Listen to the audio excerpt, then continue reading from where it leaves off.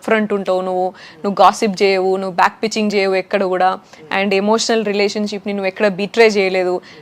నీ గురించి పక్కన వాళ్ళు మాట్లాడుతున్నా సరే నువ్వు వాళ్ళని హోల్డ్ చేసినావు కానీ నువ్వు వాళ్ళని వదిలేయలేదు, హోల్డ్ చేసే ఉన్నావు ఇట్లా అని చాలా చెప్పారు. అవన్నీ పాజిటివ్ కదా. అంటే మీరు జనాల వర్షన్ మనం ఇప్పుడు మాట్లాడుకోవాల్సి వస్తే, అంటే ప్రజల వర్షన్ మాట్లాడుకోవాల్సి వస్తే, సో ఏ కంటెస్టెంట్ బయటికి వచ్చినా బాధపడే మేము, కానీ సోనియా ఎప్పుడెప్పుడు బయటికి వస్తా అని చెప్పి కూడా వేచి చూస్తాం. మొత్తానికి అయితే సోనియా బయటికి వచ్చింది, ఫుల్ సంతోషం అన్న వర్షన్లో కూడా మనం కొన్ని ట్రోలింగ్స్ చూసినాం. రీఎంట్రీ మీరు లేకపోతే ఏం లేదు అన్న మెసేజ్లు కూడా చాలా వచ్చినాయి. సో నేను చూసుకోవాలి నేను వచ్చినా నేను హ్యాపీగా ఉన్నారా బాబు, అది ఒకటే నేను కన్సిడర్ చేస్తా.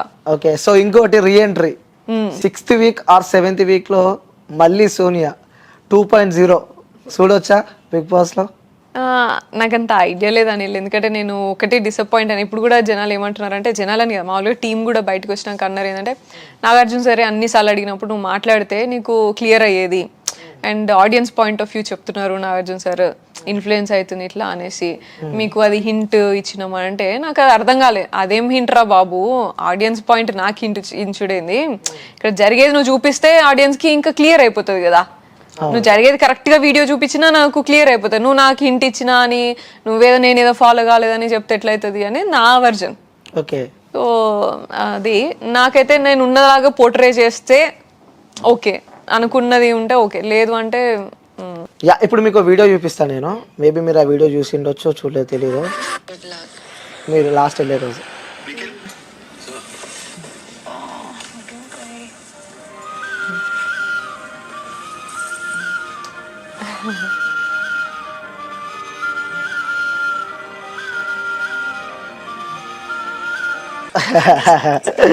సో ఏంటి ఆ మ్యూజిక్ తెలుసా, లిటరల్లీ చెప్తున్నా సోనియా, నిజంగా అది ఆ మ్యూజిక్ ఉన్నప్పుడు అంతా ప్రోమో అనుకున్నారు ఫస్ట్. సో సడన్ గా ఇట్లా నిఖిల్ లేచినప్పుడే ఆ బీజిఎం వస్తే లిటరల్ అందరు అవుటీగా నెక్స్ట్ లెవెల్ ఉండే అది. సో ఆ కామెంట్స్, ముఖ్యంగా కామెంట్స్ చదివితే మాత్రం సో వీళ్ళ బాండింగ్ ఇదా, సో వీళ్ళు ఇదా వాళ్ళ మధ్యలో, అంటే వాళ్ళు మాట్లాడుతుంటే ఆ వర్షన్ మనకు అర్థమవుతుంది.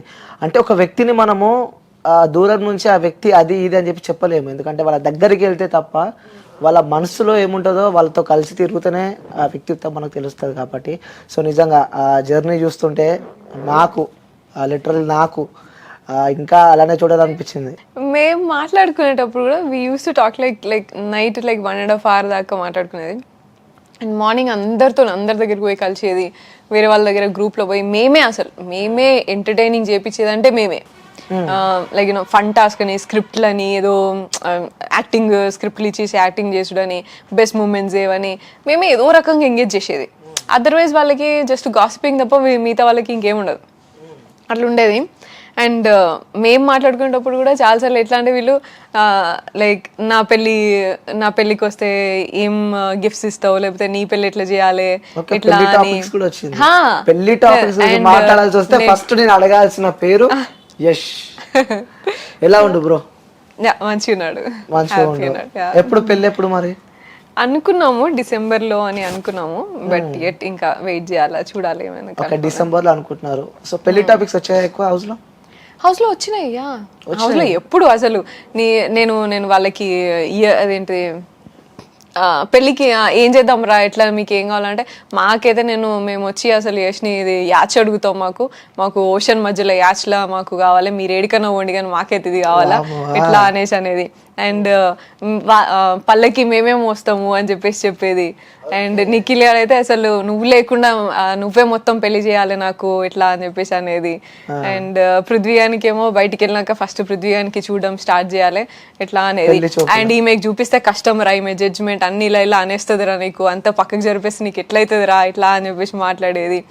ఇవన్నీ చాలా కాన్వర్సేషన్స్ ఉండేవి అట్లా. అండ్ లైక్ నేను యష్ గురించి, యష్ కుక్ చేస్తే హోస్ట్ చేస్తే మనం ఎట్లా ఎంజాయ్ చేయాలా ఇట్లా అని మాట్లాడుకున్నాం. బయటికి వెళ్ళినాక స్కూబా డైవింగ్కి వెళ్ళాలి అని అనుకున్నాము. నేనైతే రాను అంటే యష్ రావచ్చు ఇట్లా అని, అయితే నేను వస్తా ఇట్లా అని చెప్పేసి అనేది ఇట్లా. అండ్ టాపిక్స్ నడిచినాయి. So very fun and like మంచి ఎమోషనల్ జర్నీ కాలుతోనే కదా. సో ఇంకొక డౌట్ నాకు, సో యాజ్ అ వ్యూయర్గా, యాజ్ యాంకర్ కాదు, యాజ్ అ వ్యూయర్గా డౌట్, సో మీరు మైక్ వేసుకుంటారు, దానిపైన మీరు అంత క్లియర్గా వైఎస్ అని ఉన్నది. క్లియర్గా మెన్షన్ చేశారు. మరి ఈ ఓపెన్ చెప్తున్నా, ఈ ఇల్లీగల్ ఎఫ్ఐఆర్లు అంటారా ఏం ఎఫ్ఐఆర్లు అంటారా నాకు తెలియదు. మరి ఎందుకు ఇలా సోషల్ మీడియాలో బాగా కలుపుతున్నారు మీ విషయం అంటే ఏం చెప్తారు? అదే కదా నాకు అర్థం కాదండి. అదే ఫస్ట్ నేను చెప్పేటప్పుడు కూడా పెద్దోడు చిన్నోడు అని చెప్పిన, అండ్ నాకు నా రిలేషన్షిప్ సార్ నాకు సార్ కూడా చెప్పిండు స్వయంగా నేను చెప్పిన, అండ్ నేను వాళ్ళకి కూడా నేను చెప్పిన, నాకు సార్ కంటే ఫస్ట్ నేను చెప్పినాక అది వీడియో చూపించి అది మాకు ఫ్యామిలీ గిఫ్ట్స్ వచ్చినాయి. So I was expecting Yash photo పంపిస్తారు అనేసి ఎక్స్పెక్ట్ చేస్తుండే నేను. యష్ ఫోటో పంపిస్తే బాగుండు, చెరీష్డ్ ఐటమ్ అని అందరికి అడిగినరంట. నేను మాటలలో చెప్పినా కానీ స్పెసిఫిక్ గా ఇది అని ఇవ్వలేదు అని నేను I was like confuse and wait చేస్తున్నా, అందరికి మంచిగా ఇంటి నుంచి అన్ని వస్తున్నాయి. సో అప్పుడు నేను నిఖిల్తో మాట్లాడినా అన్నట్టు, పంపిస్తే బాగుండరా ఇట్లా అని చెప్పేసి ఫీల్ అని బాధపడింది. అది వీడియో చూపించి మరి చెప్పిండు హౌస్ లా సార్. సో మీరు ముందే క్లారిటీ ఇచ్చారు నిఖిల్ పృథ్వీకి అందరికి. ఓన్లీ థింగ్ ఈస్ నేను క్లియర్ గా లైక్ ప్రపోజల్ స్టోరీ అంతా చెప్పలేదు, ఎందుకంటే నాకు కాంప్లికేటెడ్, నాకు కన్ఫ్యూజన్ ఉండేకి వేరే అమ్మకి ఇబ్బంది పడొద్దు అండ్ యూనో అట్లా అని చెప్పేసి టైం వచ్చినప్పుడు ఫ్యామిలీ వీక్ వస్తాడు కదా ఎట్లయినా. సో ఇట్లా చెప్పి అండ్ ఈ పెళ్లి టాపిక్స్ ఇట్లా మాట్లాడుకునేది అంతే. లైక్ యూనో రిలేషన్షిప్ గురించి స్టోరీ మొత్తం అంతా చెప్పి అట్లా అంతా చెప్పేది నేను ఎప్పుడు చేయలేదు, ఒక్కసారి చెప్పిన అంతే. ఇట్లా మేము మామూలుగా ఎన్జిఓ ఇట్లా కలిసినాము ఇట్లా అని చెప్పి షార్ట్ గా చెప్పేసిన అంతే. వాళ్ళు కామెడీ చేసేది, వాళ్ళు కామెడీ చేసేది ఎస్ అంటే యష్ యష్ అని చెప్పేసి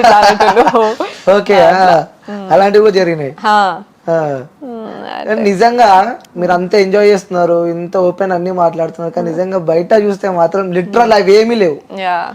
మీరు ఆ సోఫా పైన కూర్చున్నాడు, ఆ గేమ్ వచ్చినప్పుడు 2-3 దగ్గర కనిపించడు తప్ప మిగతా ఏం లేవు. సో ఇది పక్కన పెడితే పృథ్వీతో మీరు చేసిన డాన్స్ కూడా బీభత్సంగా వైరల్ అయింది. సో ఆ డాన్స్ గురించి ఏం చెప్పాలనుకుంటున్నారు? నీకు నేను ముందే చెప్పిన నాకు డాన్స్ రాదు అని. వీకెండ్ లలో సార్ అయితే గలీజ్ ఇజ్జత్ పోయేది, వీకెండ్ లో డాన్స్ చేయండి అని అంటే. మా ఇద్దరికి వచ్చేది కాదు, మిగతా వాళ్ళనే కొంచెం మేనేజ్ చేసేది, మా ఇద్దరికి వచ్చేది కాదు. వీ థాట్ లైక్ యూనో అరే ఈ వారం ఖచ్చితంగా మనం డాన్స్ నేర్చుకోవాలరా, ఎట్లా అట్లా డాన్స్ నేర్చుకొని వీకెండ్లో మనది కూడా బెస్ట్ పర్ఫార్మెన్స్ ఇస్తాను అని చెప్పేసి అనిపించుకోవాలరా అని అనుకొని మేము డాన్సింగ్, నేను అబ్బాయితో డాన్స్ చేసిన అండ్ పృథ్వీతో డాన్స్ చేసిన, అందరం నైనిక డాన్స్ చేసింది, విష్ణు వీళ్ళందరూ కూడా మామూలుగా డాన్స్ చేస్తూ ఉండే. అట్లా మేము చేసిన డాన్స్ అది అంతే.